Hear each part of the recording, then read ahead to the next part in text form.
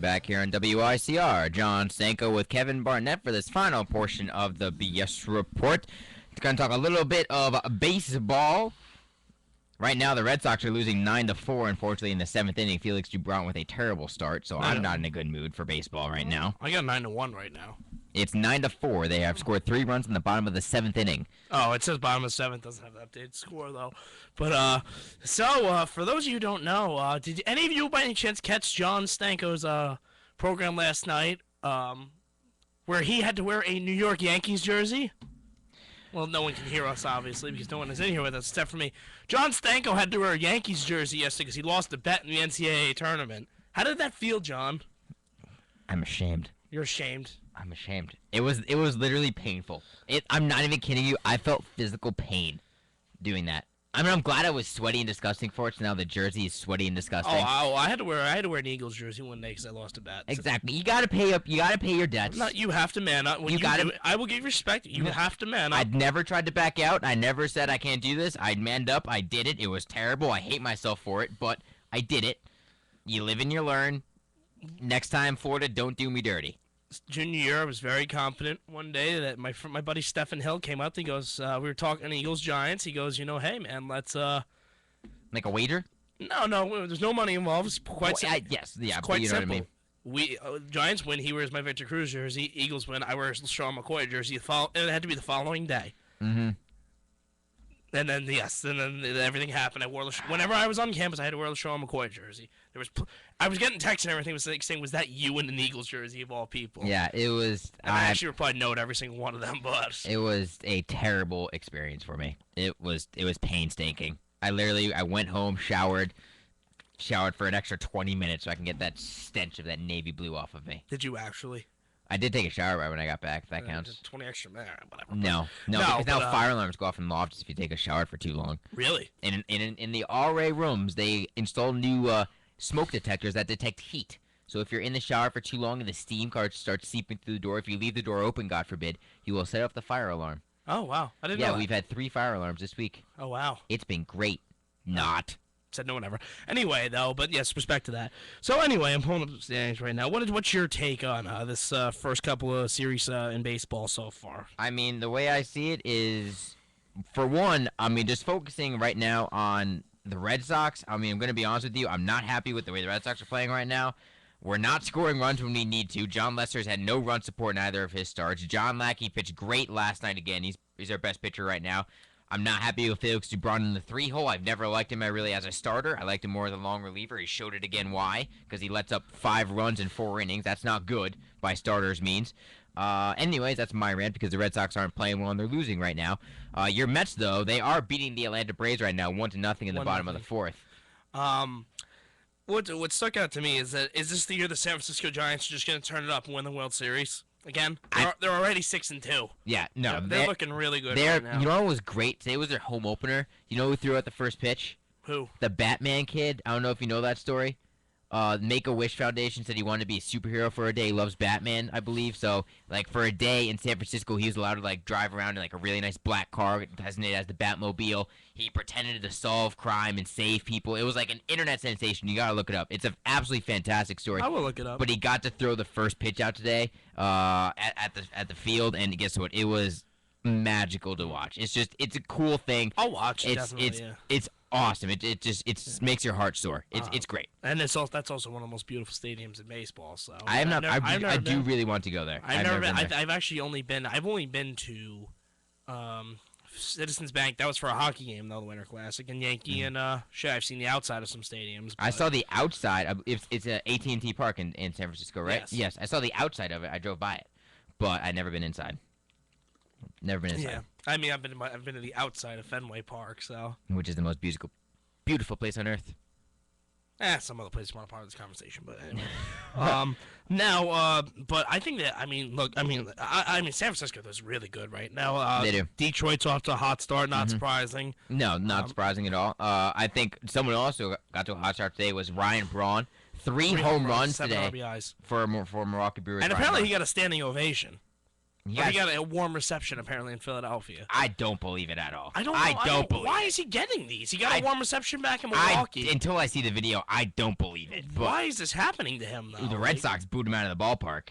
Which he deserves, but Yeah, granted. Let's be real here, Red Sox. people need to realize though, even though yes, he's a lot, he is still a very good ball player. Oh, he's still a You fantastic ball player. you cannot take him lightly. People were picking him for MVP this year. He is a really good ball player. I mean, People are picking him for MVP this year. he's not someone to be taken lightly with. I'll say right now though, the National League East is off to a good start in division wise. You know they have 3 teams that are 5-2 and then 4-2. The Miami Marlins are 5-2 right now. So I think the Marlins. I think they're going to be a better team than people think. and you I said think that they you got said a they were lot of young better, pitching. you said you predicted the Mets come in last place. I and did. Marlins came ahead of I them. think the Mets are coming in And last I place. remember my friend Tom Kohler pitched, I believe, like 7 scoreless inning in San Diego. Did he really? Yeah, so You interviewed him at City Field. did. Well, It is I up know on the about Iona that, Mascot YouTube page for anyone who wants to check it out. though. Is your man Juan Pierre still on the Marlins? I don't know if he's still on the Marlins. I really don't know. Yes. But it's only a matter of time before the Marlins fall downhill because when they realize they'll send a kid down to the minors because he's playing too good. That is what they do. So it's like they are like a real life version of Major League. It seems like. Yeah. It's also like the 25th anniversary of Major League, I think, this week. That is right. That is right. It's been all over online and stuff. Did you know Charlie Sheen took steroids to prep for that movie? Really. He did. Well, I mean, people do. Charlie Sheen apparently threw 85 miles an hour in high school, though. So. Did you know he threw over 100 pitches every day on the set for takes and stuff? Charlie Sheen threw over 100 pitches Every single day. every single day on the set. Oh wow. How insane is that? Yeah. Like he didn't really age very much though. Like until like when he got to 2.5 Men. Like when Yeah. they call him kid and everything in that movie. Like he didn't look like a kid, honestly. So. No, but I love that movie. Oh, That that was such a good movie. That is one of my like 3 favorite baseball movies ever. That Field of Dreams is a great movie. Also, wait, who was the big slugger, the right-hander who couldn't hit the curveballs? Serrano. Did you know the actor Dennis himself? Haysbert is the he Allstate guy. Yeah, he could hit home runs. Actually, he was the only player on set who could hit home runs. Really? Yeah, he actually a lot of the home runs he hit over the fence were actually him. Like it wasn't like Doctor, it was him just knocking the ball out of the ballpark. Wow. And also, fun fact: Wesley Snipes, Willie Mays Hayes, you never see him throw a baseball in the film because Wesley Snipes does not know how to throw the ball well. Really? He doesn't know how to do it. That's why you never see him throw a baseball. Oh wow. I didn't think of that. Fun fact. Wow. Fun facts is right. Fun fact. So I'm looking at more baseball scores right now. Pulling up the baseball home right now. I knew the Yankees got shelled today, 14-5 at the stadium. That's my only consolation for the Red Sox losing right now. Yeah, you want to know about that tough game. But the Yankees are off to a good start for the most part, though. I'll tell you right now, Masahiro Tanaka, I mean, I was impressed with his first start in Toronto. I texted my buddy Anthony Carlo when he let up that first home run to the first batter. I was like, "Welcome to the major leagues." He settled down, though. And then he I went think out to it was great. retire 14 batters in a row, and he texted me back touche, and he's like, "How about now?" And I'm like, "Touche." Yeah. Like he settled down. He pitched very well in his opening day start. He did.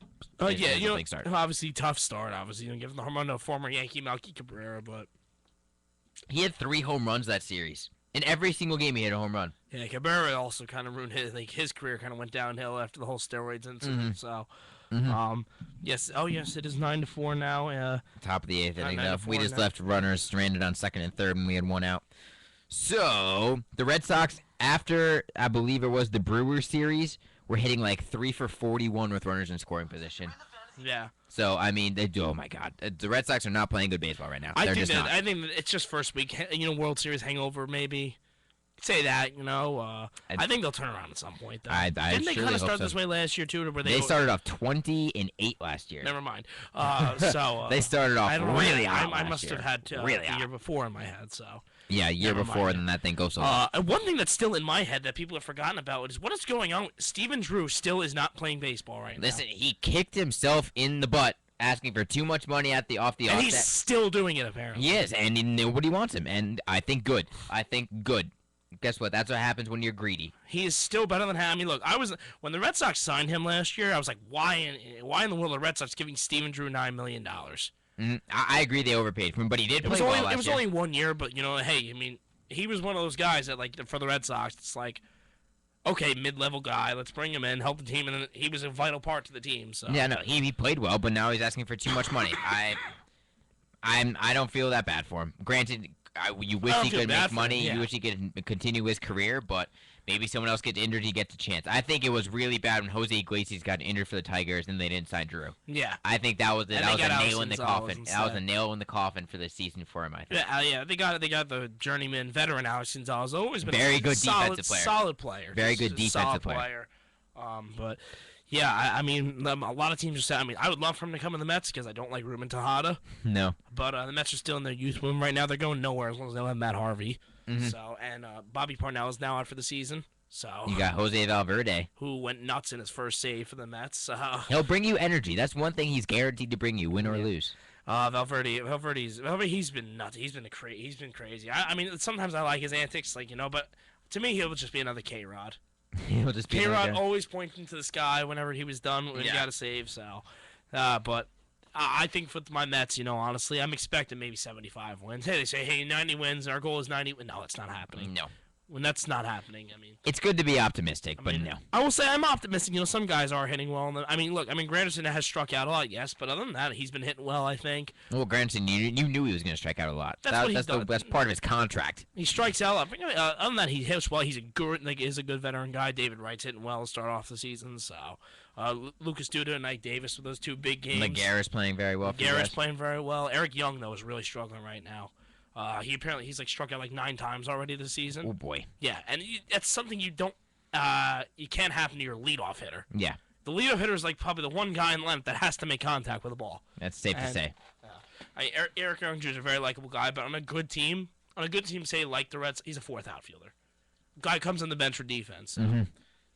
Well, we'll see what happens, but we got to exit a little bit early today. Kevin has an appointment to make at 9 o'clock, so we shall accommodate him. But want to thank you, everyone, for tuning into the BS Report this evening. We'll be back next week, where Kevin Barnett will be joined by Pete Contadori for a full hour-long segment of NHL hockey playoff preview. Yes.